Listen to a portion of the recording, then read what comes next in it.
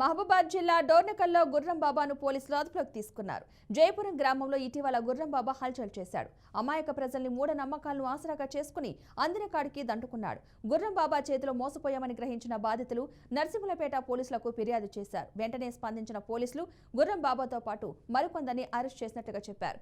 గుర్రాన్ని సేఫ్గా కస్టడీకి పంపనున్నట్టుగా తెలిపారు. ఈ క్రమంలో ఎస్ఐ గుర్రానికి గడ్డి వేసి మూగ జీవాల పట్ల తనకున్న మమకారాన్ని చాటారు.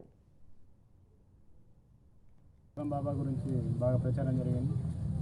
దీని గురించి ఎంక్వైరీ చేయగా సూర్యాపేటకు చెందిన 6 వ్యక్తులు ఒక గుర్రాన్ని కొనుగోలు చేసి 6 వ్యక్తులు ఎవరంటే మోతే రాములు, పర్వతం లక్ష్మయ్య, కడమంచి సైదులు, కడమంచి అశోక్, సిరిగిరి నరేష్, తూర్పాటి గంగరాజు. ఈ 6 వ్యక్తులు ఏంటంటే ఒక గుర్రాన్ని కొనుగోలు చేసి ఆ పర్వతం లక్ష్మయ్య అనే వ్యక్తిని గుర్రం బాబాగా తయారు చేసి ఆ బాబా వేషధారంలో ఈ పసుపు బట్టలు ప్లస్ ఈ తాయెత్తులు ఇవన్నీ మెల్ల వేసి